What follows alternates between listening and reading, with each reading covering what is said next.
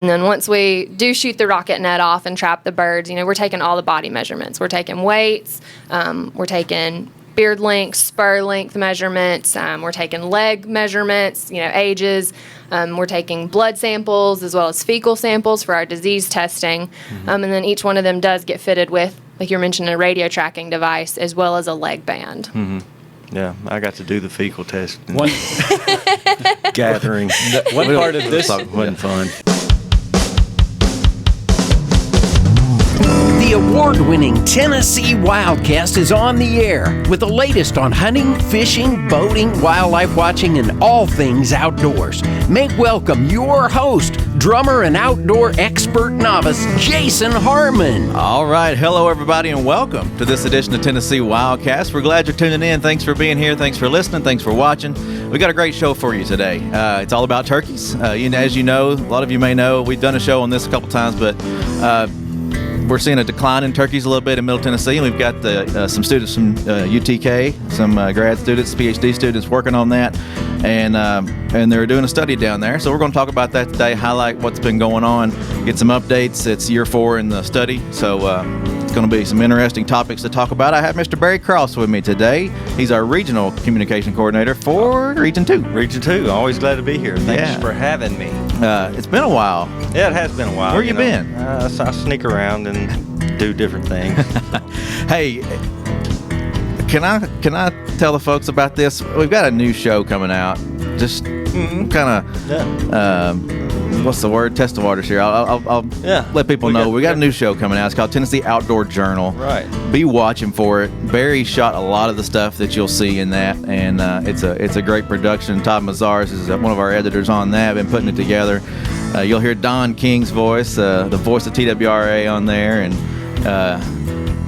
be watching for it on YouTube, Facebook. We'll have it out there for you to check it out. And if you're lucky enough to be one of those communities where it's going on at a community station, that's where it's going to. So it's just good educational, informative videos about what we do at the Wildlife Agency. Yep. So appreciate your work on that, Barry, and everybody else. So one thing, like I said, today's all about turkey, so I wanted to let everybody know the 2020 spring turkey quota hunt application period is happening right now, December 11th through January 15th. And you can apply for that quota hunt through a licensed agent, a TWRA licensed agent, a TWRA regional office, or online at gooutdoorstennessee.com. I think the direct link to that would be quotahunt.gooutdoorstennessee.com. And you'll have till 11:59 p.m. Central Time on January 15th to get your applications in. You cannot mail that application. It has to be done at a licensed agent, a regional office, or online at gooutdoorstennessee.com. Yeah, so if you want to go on a quota hunt this coming spring, go ahead and look at the list and make your selection now. Yeah, tnwildlife.org. There's a press release there. It's got all the hunt codes, the areas, and the number of tags available and the dates of those hunts. So check those out. There's also youth hunts available. Winter trout stocking is happening right now. It's a great time to go catch some trout. March the 20th. It's running now through March 20th. So you'll have a pretty good while to chase the trout truck around and go catch some trout. We got a schedule on the website, and I encourage everybody to go to that schedule and look at the locations and dates that they're going to be releasing fish. Of course, there's time. You don't know what time the truck's going to arrive, but if a location is changed or a date is changed, it'll be updated on that schedule. But you can also find the location. You can navigate to it through your Google Maps. And it's a great time to get out in the winter. Like the last couple of days we had some 60-degree weather, and anybody can get out and fish during that time of year. So and the fish are there for you. I mean, it's put and take. It's put and take. We want you to go catch them. We want to take them home and try your culinary expertise on them. But a little lemon peppered trout or something. Yeah. Doesn't mean you have to keep them. A lot of people like to catch and release, and that's fine. But the fish are there for the taking, and that's what we want people to do. You get 7 a day, and they're all anywhere from 8 to 12 inches, and there might be a few bonus fish out there that will really get your heart pumping. So yeah, some big ones. It's a good opportunity. The trout schedule's subject to change. If we have bad weather some days and you can't get the truck where we need to and get those fish released. We'll make adjustments to that PDF online, and we'll also try to get that information out through Facebook and our social media channels. One last thing, the Sandhill Crane Festival, Miss Mimi Barnes in Region 3 will be happy for them, announcing this. It's January the 29th, it's the 29th annual. It's January 18th and 19th. And that's held in Birchwood, Tennessee, down in Meigs County at the Hiawassee Refuge. The community center of the Birchwood schools where a lot of the events are happening, but that you can go out to the Hiawassee Refuge at the It's a great opportunity area to go out and see a bunch of birds. Yeah.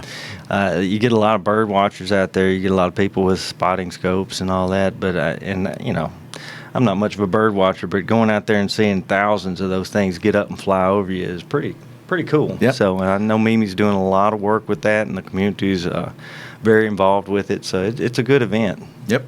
So a lot of great things happening right now, and a lot of ways to get involved. And so let's get to our guests. Miss Lindsey Phillips, she's a Ph.D. student at University of Tennessee, Knoxville, and Roger Shields is with us as well. He's the Turkey Program Coordinator for the agency, and we're glad y'all are here. Thanks for having us. Happy to be here. Yeah, so this project that's been going on, it's been going on for 3 years solid now. We're in our 4th year getting started, and we're going to get a background on this today. Like I said, we've talked about it some on the show, but let's get a background on it. And Lindsey, let's learn about this program and learn a little bit about you too. I want to know how you got into this field, and but let's start there and see where we go today. Certainly. Sounds good. Growing up as a kid, I was always outside. I grew up on a farm, hunting, fishing with my dad and grandfather, from a young age. So Awesome. Being outside and with, interacting with animals was nothing new for me. So pretty early on, I knew, forestry wildlife was kind of the route I wanted to go. My parents were very surprised when I announced that. My mom was completely shocked. She just said, one day I came back home from high school and was like, this is it. This is what I'm doing. And we never looked back. Yeah. Cool. But yeah, I did my undergrad in wildlife management at Auburn University. Where? Where? Is that okay? Auburn University? We'll let it slide this time. Well, it's about to get even better because I went to Texas for my master's and actually went to Texas A&M, a sister school of Texas A&M down in Kingsville, where I worked with white-tailed deer, doing research on white-tailed deer, and obviously now I'm here at University of Tennessee. There we go. Working with wild turkeys. I always knew I liked the big animals and wanted to play with the big ones, the large, charismatic animals, and so this project was just perfect for me. The project, kind of like you said, it's a 5-year study. We're looking into, this potential population decline in Middle Tennessee. Spring harvest numbers, so the number of birds that hunters are harvesting has really dropped off in that region. So we're trying to see, is there something going on in the population that's driving that? So we're looking at all aspects of turkey ecology. That's pretty much how I tell landowners the general public that I talk to. I'm like, if you can think about it with turkeys, odds are I'm looking into it. It's a really all-encompassing project. Yeah. We're trapping adults. We're monitoring their survival. We're monitoring nests when the hens go down to incubate nests, how those nests survive. We're trapping poults, and we're monitoring the poult survivals. I'm looking at predation rates. I'm looking at disease. We're looking at gobbling chronology. That's something a lot of people don't realize you can do, but I've got these little devices I put out on trees just like game cameras that record gobbling activity. So it's really kind of all-inclusive. That's the best way I can tell people is if you can think about it, odds are I'm looking into it. That's pretty cool. Now, this study all came about because we had, not only were we seeing a decline, but we had an outcry from hunters. And what do we hope to find from this study, Roger? I mean, is it going to be the answer, or is it going to be, we don't know. I mean, what do we hope that we're going to find? Well, optimistically, you hope you find some, real clear, this is what's going on. But that's the hope. What realistically we might get out of it is some guidance in terms of management that we could do that would improve the conditions down there and help improve the population.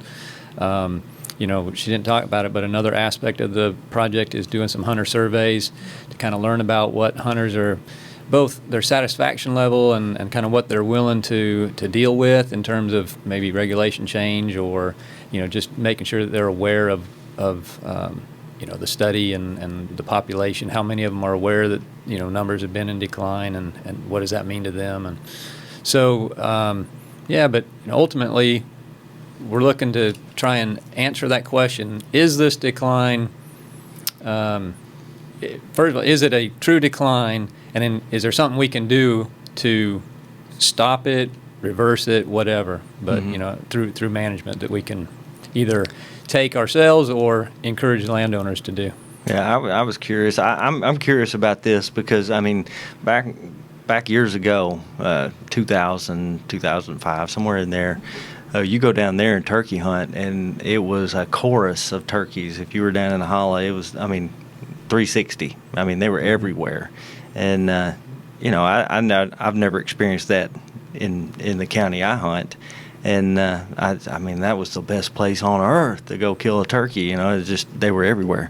And I always wondered, when this started, well, maybe it's just a perception or perceived that there's no turkeys anymore because you're not hearing that, but you're still got turkeys. But I hope this study, brings whatever it is to light, and I feel like you got a great start so far. Yeah, you mentioned we've mentioned down there, and what counties are you working in? And you mentioned landowners.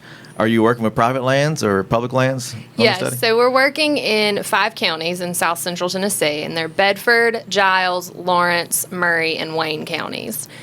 Predominantly, we work on private lands, but we do have a few WMAs and public lands that we're working on. But I'd say 90% of the work is done on private lands, and so we interact a lot with the landowners, obviously gaining permission to access their property.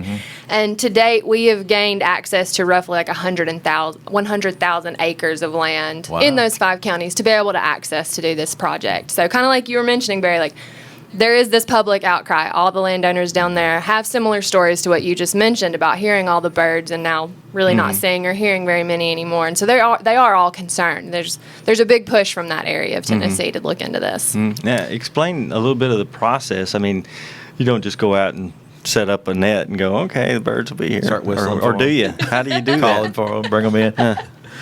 No, that's not how we do it. In the beginning of the project, we relied pretty heavily on a lot of our wildlife officers in the area to kind of help us, pick out some big landowners, pick out where we knew some birds were located. So we really relied on them in the beginning to kind of jumpstart our, locations for our study. But since then, we watch the birds. They'll all come together in pretty large winter flocks. So we watch the birds all through the winter months and kind of see where they're moving, see what properties they're hanging out on. And then we actually use corn to bait them into a certain location. Corn goes down after deer season. It comes off the ground before turkey season. But we do use corn to bait them into one location so that we can use a rocket net, which is a big 50-foot by 40-foot net that we basically launch up over the top of the birds to trap the birds once they're safely on bait. And what all are you looking at once you get these birds? I know you got to go out there and wrangle them a little bit. Yes. But what are you doing? You're not just putting transmitters on all of them. No, so we have certain targets that we try, certain target number of birds that we try to keep with radio tracking devices on them at each of our study sites. So every year we try to maintain about 200 birds across the 5 counties that we're tracking their daily movements. So usually when we're out trapping, we're kind of looking for certain targets, of males or females, adults versus juveniles. And then once we do shoot the rocket net off and trap the birds, we're taking all the body measurements. We're taking weights, we're taking beard length, spur length measurements, we're taking leg measurements, ages, we're taking blood samples as well as fecal samples for our disease testing, and then each one of them does get fitted with, like you're mentioning, a radio tracking device as well as a leg band. Yeah, I got to do the fecal test. One Gathering. One part of this wasn't fun. One part of this project that is we've kind of changed a little bit. So the first couple of years, we had a different grad student on the project. His name was Vinny Johnson. Vinny, yeah. And he did the first 2 years of data collection, and he was pretty much using, when she's talking about the radio transmitters, a VHF style. So it was a transmitter that just sends out a signal, and you've got to go out there with your handheld antenna and find that signal.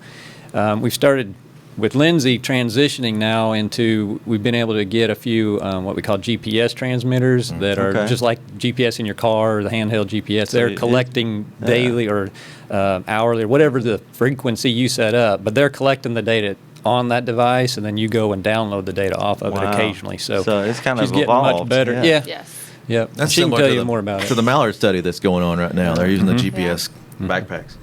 Cool. So Vinny, the first 2 years, gathered a lot of information, and in October, Dr. Bueller came and spoke to the commission and kind of gave an update. So how is those first 2 years different from what you're doing? Are you focusing on the same size bird, a parent or a pole, or what differs with the first 2 years versus the next two? So really the first 2 years were just the exact same pretty much as far as the main data collection is what we're still doing now. It's just a continuation on into now.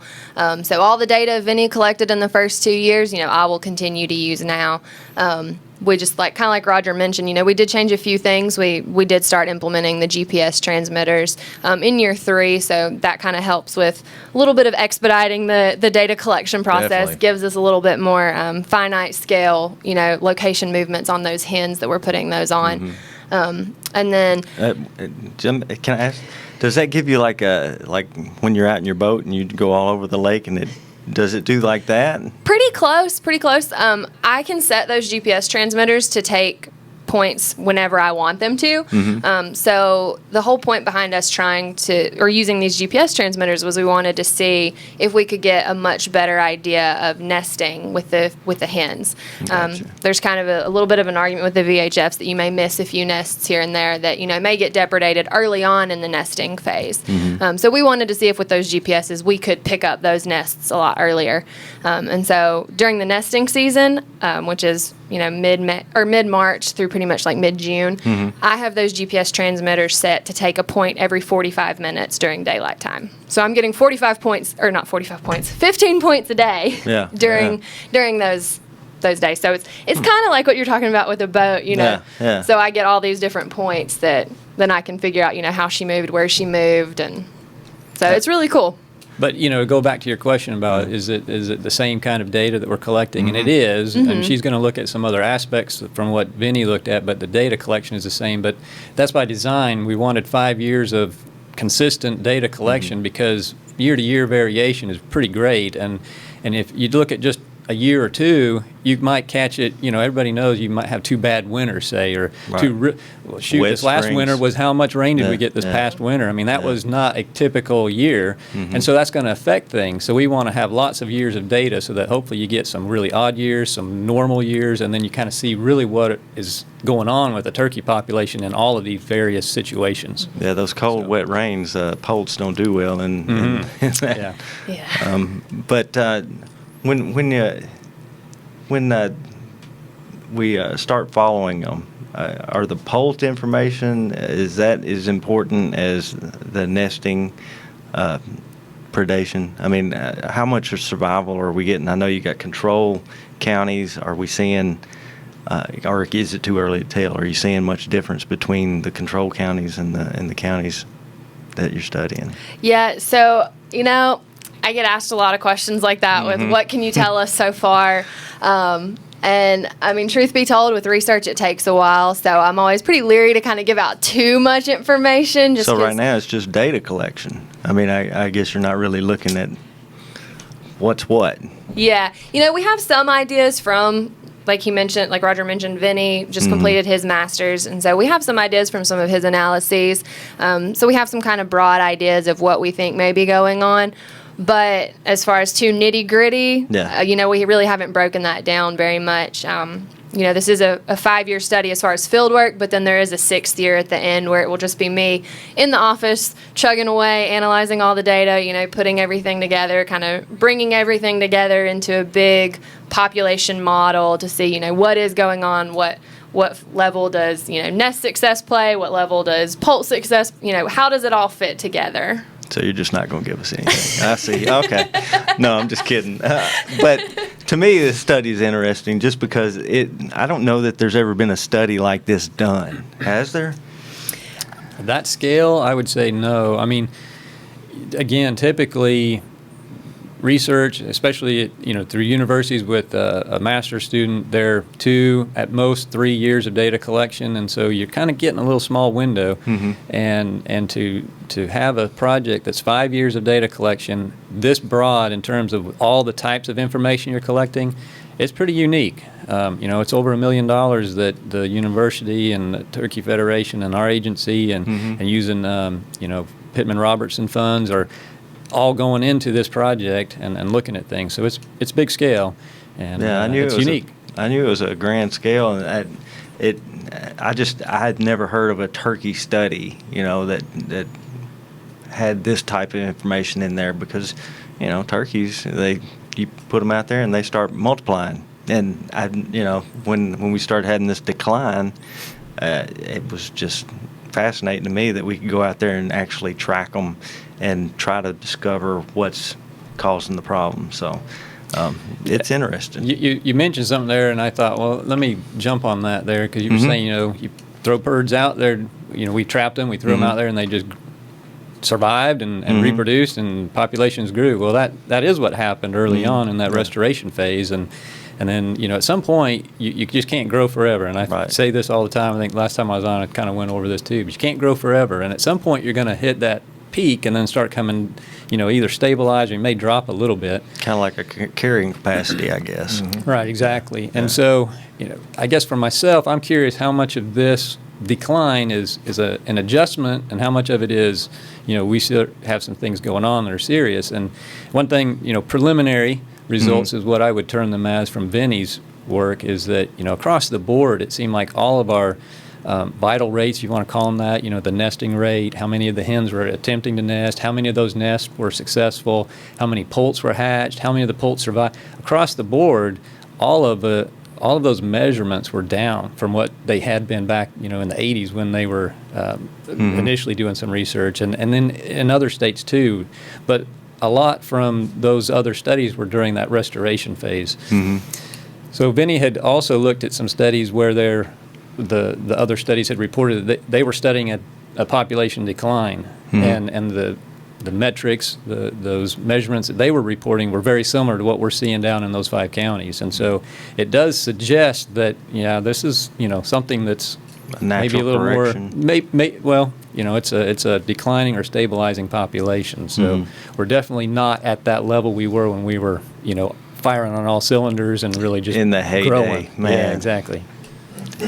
Well, I will say that was an exciting time down there when that was all going on. But for me, it's just interesting that we've got this and we're able to. I mean, turkeys are kind of like quail in a sense. There's a lot of animals out there that want to eat them or eat the nests. Do we see any of the predation of nests? I know a lot of people ask me about that.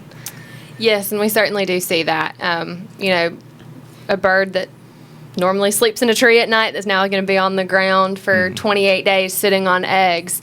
It's an easy time for them as well as their nests to get picked off. We do see quite a bit of predation on the bird itself as well as on the nest. And for people that don't know, how do you find the bird if it's been predated? How do you know it's been predated? There's a way in there. There is. So the tracking devices that we put on the birds, if they lay completely still for 8 hours, they send out a different signal that we're able to pick up. So then we know that transmitter sat still, that bird's likely dead. So then we'll go in and investigate and see what we can find. I tell people we'd like to play wildlife CSI because it's a lot of piecing things together and, look at how feathers were torn out and look at what kind of tracks you can see around the area. Maybe it was just a late night. Yeah. Some extra sleep. The one thing that I want to throw out there is encourage folks that this isn't happening all over the state. We're not seeing a decline everywhere, I don't think, because I'm seeing birds on a farm back home where I never saw birds growing up. So maybe it is just hitting a carrying capacity kind of level and leveling out. I don't know, but we're going to find out, I guess, in these. Well, northern Alabama, they're having the same issues, aren't they? I think I've heard them talking about that. So there could be something, that I'm hoping Lindsey's going to be able to go through the data and sift through and point a finger right at what we're needing to fix. Well, Lindsey, are you a team of one? I mean, we're talking a lot about Lindsey here today, but I'm sure she's got some help in the field, right? So I do. I hire technicians to work under me year round. So even right now while we're here, I've got 2 technicians down tracking bird movements right this very minute. So. So are you hiring local folks to help with that, or are you here? Do you live in Middle Tennessee and work on this 5 days a week? Or? So currently I've been back on campus during the fall semester. I'm back over in Knoxville doing classwork. But come January, I'll be moving back down to Laurel Hill WMA down in my study sites. And that's where I'll be living from January to August. Wow. More like 7 days a week of working on turkey stuff, sleeping, eating, thinking, dreaming about turkeys. Sometimes so you mentioned you got people out tracking right now. These trackers, how long do the transmitters last? I mean, do you leave them on for years, or? Yeah, so the transmitters can actually last, according to the company, for up to 5 to 7 years. Wow. So once we trap a bird, as long as that bird is good at staying alive, we can continue to track, that bird. And even if a bird dies and we retrieve that transmitter, we can redeploy that transmitter on another bird. Wow. What happens if somebody shoots a bird that's got a transmitter on it? As long as it follows the state guidelines, it is legal to harvest our birds during season. Okay. But they do have our phone number on them They don't for get them to keep that. They get to keep the leg band, but not the tracking device. And so there is a phone number on them for them to call us. And like I mentioned too, we're looking at disease down in that region, in that area. And so kind of a little plug there for anybody that's listening. If you harvest a bird within our counties, even if it's not one of my tagged birds, we're more than happy to come and get that bird, whatever parts you don't want. We're more than happy to try to meet you to get that bird, because just that adds to our sample size for our disease testing. So, like I said, any birds in Bedford, Giles, Lawrence, Murray, and Wayne counties. How would they get a hold of you? They can either call me or email me. I don't know if y'all would want me to share it now. If you want to, you can. Yeah. If not, we can throw it in the post or whatever. Yeah, either way. Feel free to shoot me an email. It's lphill46@vols.utk.edu. Okay, awesome. And I have one more question. I just lost it. Well, I was going to ask Roger. I mean, I got the turkey coordinator standing here. Turkey season's coming up. Any forecast for this year's hunts? Do you feel good about where we've been over the last couple of years? Well, like Jason was saying, this decline is not happening all across the state, and it's interesting. When I looked at the harvest from last year, there were areas that were up and there were areas that were down, and I think that is what you would expect from a stable population. Some years better than others. This past year, poult production wasn't the greatest, so we're not probably going to see as many jakes out there on the landscape, but from 2 years ago, there should be some pretty good numbers of 2.5-year-old birds. So that'll be good for this year. Not so good for next year with the poult production we had. But, yeah. All right. Good deal. Well, get out there and enjoy the outdoors. Remember to go to tnwildlife.org, get your license, and or go outdoorstennessee.com. Either way, get your license and get outside and enjoy what there is out there to get into. Lindsey, thank you. Yeah, winter trout. Winter trout's up and go watch some cranes fly if you can. San Jose Cranes on January 18th and 19th. Lindsey, thank you. Thank you for having me. I appreciate all the work you got going on, and thank you, Roger, for all the work you do. Us. So, been fun. Thanks. Yeah, and turkey quota hunts. Don't forget those. Yep, don't forget the turkey Sign quota. up today. Sign up. All right. We'll see y'all next time on Tennessee WildCast.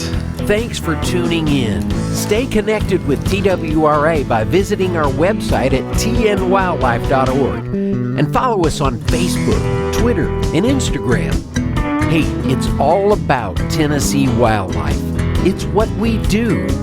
Tennessee WildCast will be on the air again next week. We'll see you then.